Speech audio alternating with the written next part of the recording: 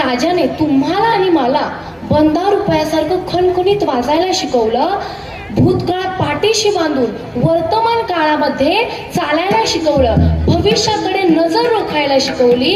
हे संपूर्ण काही ज्या राजाने आपल्याला शिकवलं त्या राजाची जयंती आज महाराज. खरं तर शिवाजी महाराजांना आज आपल्यामधनं जाऊन 350 वर्ष झाले हो की नाही. ज्या राजाने ज्या मातीसाठी स्वतःच्या प्राणांची आहुती दिली, बलिदान दिलं, तो मावळ्यांचा वाघ आज अनंतात विलीन झाला. आणि आजही छत्रपती शिवाजी महाराजांचं नाव घेतल्यानंतर या मातीचं रक्त सळसळावं, या महाराष्ट्राच्या मातीमधील रक्त सळसळावं, ही ऊर्जा, ही प्रेरणा या महाराष्ट्राच्या मातीला कोणी दिली असेल तर ती फक्त आणि फक्त माझे छत्रपती शिवाजी महाराजांनी. लक्षात घ्या महाराज, कोण होते छत्रपती शिवाजी महाराज?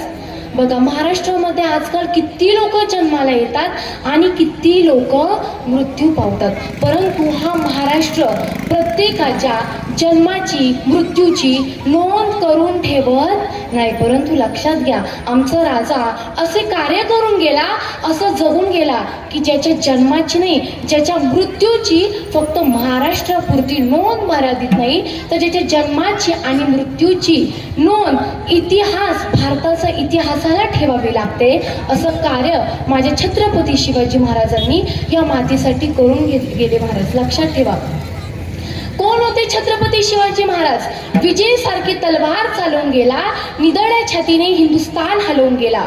विजयसारखी तलवार चालवून गेला, निधड्या छातीने हिंदुस्थान हलवून गेला. वाघ नख्याने अफजल खानाचा कोथळा पाडून गेला. मूठभर मावळ्यांना हातीशी घेऊन सैतानांवर लढून गेला. स्वर्गात गेल्यानंतर देवाने सुद्धा ज्याला झुकून मुजरा केला ना, असा एक मर्द मराठा माझा छत्रपती शिवबा होऊन गेला. विठ्ठला विठ्ठला.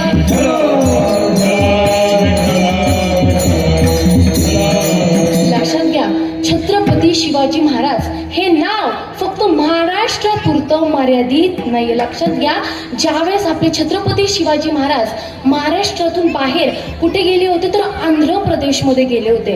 आणि आंध्र प्रदेशमध्ये एका मोहिमेसाठी जात असताना महाराजांना एक मंदिर दिसलं. आता ते मंदिर नेमकं कोणतं तर श्री शैलेश्वर मल्लिकार्जुनचं ते मंदिर. आता महाराजांना वाटलं जवळ आलोय तर मंदिरामध्ये जाऊन आपण दर्शन घेऊन यावं, म्हणून महाराज छत्रपती शिवाजी महाराज त्या मंदिरामध्ये गेले.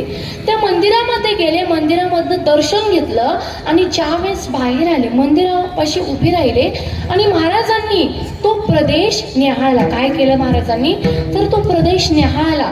मग तो प्रदेश निहाळल्याच्या नंतर महाराजांच्या लक्षात आलं की अरे, प्रत्येक मंदिराला जाण्याकरिता व येण्याकरिता एक वाट असते, परंतु या मंदिराला जाण्याकरिता तर वाट आहे, पण येणारा जो घाट आहे तो काय तर तो अपूर्ण आहे आणि त्या घाटाचं काम आपण पूर्ण केलं पाहिजे. लक्षात घ्या महाराज, किती लोक त्या आंध्र प्रदेशमधल्या श्री शैलेश्वर मल्लिकार्जुन मंदिरामध्ये गेले असतील, किती राजे आले असतील, पण प्रत्येकाने ते काम केलं का नाही महाराज. शिवाजी महाराजांना म्हणता आलं असतं अरे हा भाग काय माझ्या मतदारसंघामधला नाही, परंतु नाही महाराज, आमचा जाणता राजा महाराष्ट्रातल्या राजांनी आंध्र प्रदेशमध्ये जावं व तिथला घाट बांधून पूर्ण करावा.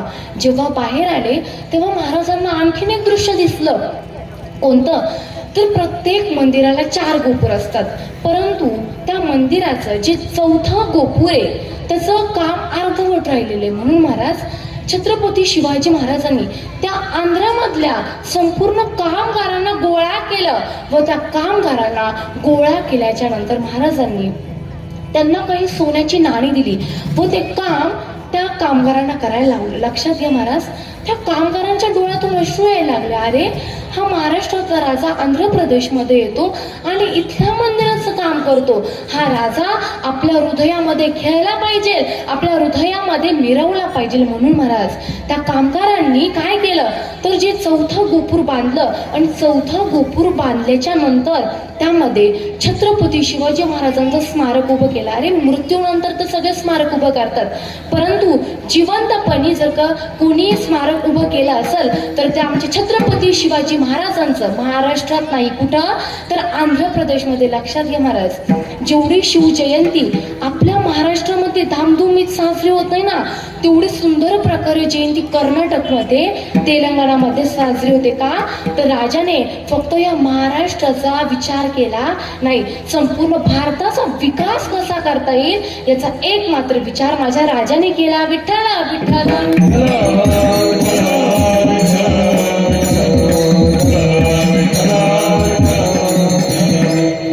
आयुष्यभर संकटांनी खेळणारा राजा महाराज, त्याच्यावर संकट कमी असावे का? नाही महाराज. एक संकट आलं तर दुसरं संकट राज्याच्या पायरीवर येऊन ठेपलेलंच असतं. आणि त्यावेळेस महाराज एकदा प्रसंग असा घडला, अफजल खान नावाचं संकट आलं. मला सांगा, ज्यावेळेस हे अफजल खान नावाचं महाराजांना संकट आलं त्यावेळेस आमचे राजे कुठे होते? बोला महाराज, बोला, जे येत असेल ते बोला. बघा, लागून या पाया विनविते तुम्हाला, जे येत असेल ते बोला. बरं ऐका, त्यावेळी माझे छत्रपती शिवाजी महाराज हे राजगडावर होते. आता राजगडावर नेमके काय करत होते तर छत्रपती शिवाजी महाराजांच्या प्रिय पत्नी व संभाजी महाराजांच्या मातोश्री कोण तर सईबाई हे शेवटच्या घटका, शेवटचे श्वास मोजत होते महाराज. आणि त्याच वेळी नेमकं महाराजांवर अफजल खान नावाचं संकट आलं. दुसरा दिवस उजडला, माझ्या सईबाईने शेवटचे श्वास घेतले महाराज, शेवटचा श्वास मोजला. संभाजी महाराज रडायला लागले, अगं आई उठ, आपल्या राज्यावर अफजल खान नावाचं संकट आलंय महाराज. आणि त्याच वेळी नेमकं अफजल खानाने छत्रपती शिवाजी महाराजांना पत्र पाठवलं. आणि त्या पत्रामध्ये असं लिहिलं कि शिवबा, हमारी बड़ी बेगम साहिबा ने आपको जिंदा या मुर्दा हाजिर करने के लिए. काय महाराज, जेव्हा कळालं छत्रपती शिवाजी महाराजांना की अरे आपल्या राज्यावर एवढं मोठं संकट आलंय महाराज, प्रिय पत्नी जाऊन एक दिवस सुद्धा पूर्ण झालेला नव्हता, परंतु तरी महाराज स्वराज्य घडवायचं होतं. माझे छत्रपती शिवाजी महाराज घोड्यावर बसले आणि जाताना शेवटचं एकदा संभाजी महाराजांकडे बघितलं महाराज. बघा, सईबाईंना जाऊन 2 तासही पुरेसे झालेले नव्हते. लक्षात घ्या, छत्रपती शिवाजी महाराजांनी स्वतःचा संसार केला नाही, छत्रपती शिवाजी महाराजांनी या स्वराज्याचा संसार केला. त्याच्यामुळे तुमचा आणि माझा संसार आज आनंदामध्ये फुललाय महाराज. त्यावेळी छत्रपती शिवाजी महाराजांनी जाताना शेवटच्या क्षणाला संभाजी महाराजांकडे बघितलं, घोड्याला टाच मारली व प्रतापगडावर निघाले. प्रतापगडावर निघाल्याच्या नंतर अफजल खानाने पाठवलेल्या पत्राचं उत्तर द्यावं म्हणून छत्रपती शिवाजी महाराजांनी त्यांनी एक पत्र लिहिलं. आणि पत्रामध्ये काय लिहिलं? असं नाही लिहिलं की या चौकात धावतो तुला महाराज, असं लिहिलं नाही. काय लिहिलं छत्रपती शिवाजी महाराजांनी? अफजल खान साहेब, आम्ही तुम्हाला घाबरले. बघा, माझ्यामध्ये एवढी हिंमत नाहीये की मी तुम्हाला एकांतामध्ये भेटावं, तर तुम्ही काय करा तर मला भेटण्याकरिता प्रतापगडाच्या पायथ्याशी या महाराज. छत्रपती शिवाजी महाराजांनी सांगितल्याप्रमाणे ज्यावेळेस छत्रपती शिवाजी महाराज प्रतापगडावर आले आणि छत्रपती शिवाजी महाराजांनी बघा, अफजल खान किती सैन्य घेऊन आला होता तर 1,40,000. किती? 1,40,000. परंतु माझ्या राजाकडं फक्त त्यावेळी सैनिक होतं 10,000चं. किती? 10,000चं सैनिक होतं महाराज. म्हणून शिवाजी महाराजांनी पहिली चाल टाकली. काय चाल टाकली तर ज्यावेळेस अफजल खानाला प्रतापगडावर भेटायला बोलावलं त्यावेळी महाराजांनी प्रतापगडावर येणाऱ्या संपूर्ण वाटा बंद केल्या. फक्त एकच वाट सुरू ठेवली, तो घाट म्हणजे रणतुंडीचा घाट. महाराज, नावच एवढं अवघड आहे, रणतुंडीचा घाट. माणूस तिथून येताना महाराज रडतच येतं. ज्यावेळेस अफजल खानाने 1,40,000चं सैनिक आणलं होतं, परंतु गडावर येताना अफजल खानाने फक्त 40,000चं सैनिक घेतलं महाराज. आणि ज्यावेळेस अफजल खान तो रणतुंडीचा घाट चढत होता महाराज, तो रणतुंडीचा घाट एवढा अवघड होता की अफजल खानाचं 20,000चं सैन्य महाराज त्या घाटामध्ये रडू मेलं. उरलेलं 20,000 सैनिक अफजल खान घेऊन येत होता. महाराजांनी दुसरी चाल टाकली. कोणती? तर महाराजांनी अफजल खानाचा हत्ती विष देऊन मारला. आता मला सांगा, अफजल खानाचा हत्ती विष देऊन मारावे याचं कारण काय? कारण महाराज त्या काळी शत्रूचा हत्ती विष देऊन मारला याचा अर्थ असा होतो की शत्रूची मोहीम निकामी व्हावी. त्याकरिता माझा महाराज शिवाजी महाराज ना अफजल खानाचं मानसिक खच्चीकरण करत होते. आणि ज्यावेळेस महाराज अफजल खान प्रतापगडाच्या पायथ्याशी आला, महाराजांनी त्याला राहण्याकरिता शाम्याना ठोकला.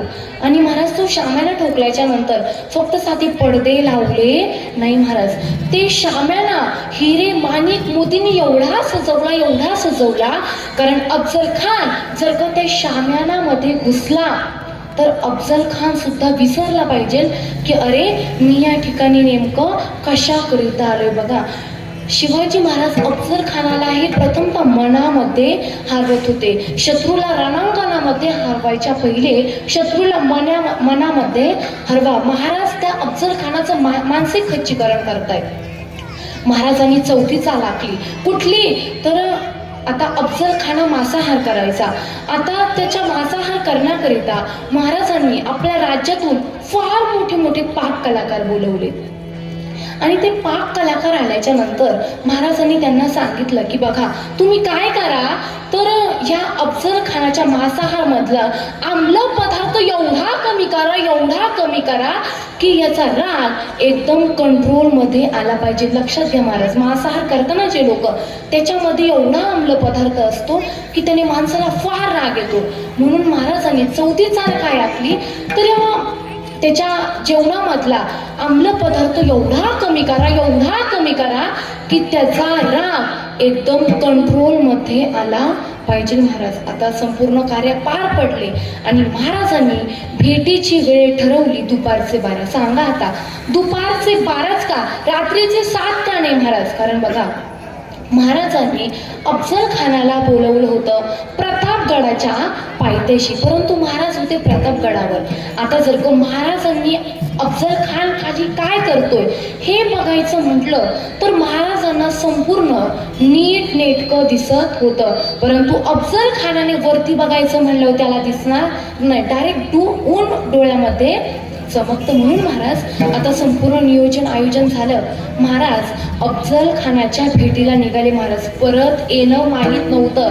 सईबाईनं जाऊन आता फक्त 2 दिवस झाले होते. महाराजांनी जाता पायऱ्या उतरता जीवा महालाला आवाज दिला, जीवा तुझ्याकडे कात्री आहे का? जीवाला प्रश्न पडला, अहो महाराज अफजल खानाच्या तुम्ही वधा करीतच चालला, ते तलवार मागावी का तुम्ही कात्री मागताय?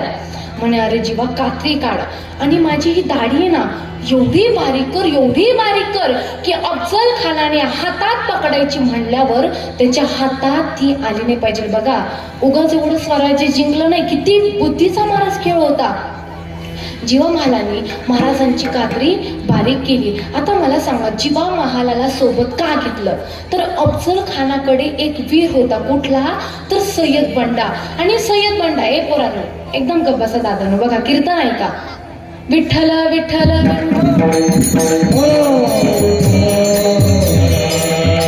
अफजल खानाच्या भेटीकरिता निघाले. मला सांगा जीवा महालाला सोबत का घेतलं, तर अफजल खानाकडे एक वीर होता, त्याचं नाव होतं सय्यद बंडा. आता सय्यद बंडा हा फार सुंदर दानपट्टा चालवायचा आणि त्याचा दानपट्टा थोपवायला आपल्याकडे पण कोणीतरी वीर पाहिजे का नाही, त्याकरिता महाराजांनी जीवा महालाला घेतलं. कारण जीवा महाला हा फार सुंदर दानपट्टा चालवायचा. जीवा महालाला घेतलं, पुढे निघाले. पुढे भेटले महाराजांना संभाजी कावजी कोंढाळा महाराज. आता संभाजी कावजी कोंढाळाला का घेतलं बरं, कारण अफजल खान फार महाराज जिप्पाड होता आणि जर का कुस्तीमध्ये उतरायचं म्हटलं तर वजना एवढे तरी पाहिजे, हो की नाही? 2 शत्रू वजना एवढे पाहिजे, एका वर्गातले पाहिजे. त्यामुळे कोणाला घेतलं तर संभाजी कावजी कोंढाळ याला घेतलं आणि महाराज पुढे निघाले. महाराजांचं निष्ठावंत मावळा एक पळत आला, राज राज राज. महाराज थांबले.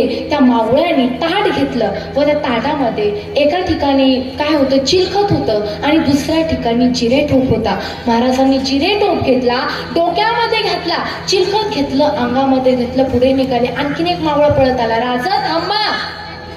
महाराज थांबले. महाराज म्हणाले काय रे? त्यावेळेस त्याने राजांना एक शस्त्र दिलं. त्या ते शस्त्र राजांनी बोटामध्ये घातलं आणि तो मावळा म्हणाला, राज, हे शस्त्र पहिलं शस्त्र आहे, हे शस्त्र आतापर्यंत कोणीच वापरलेलं नाही, म्हणून याला तुम्ही एक सुंदर नाव द्या. म्हणून महाराजांनी नाव दिलं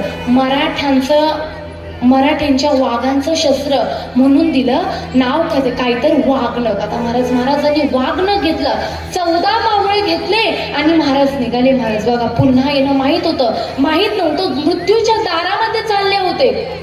ज्या वेळेस महाराजांनी 14 मावळे आपले बाहेर उभे केले, अफजल खानाच्या शाम्यानामध्ये घुसला.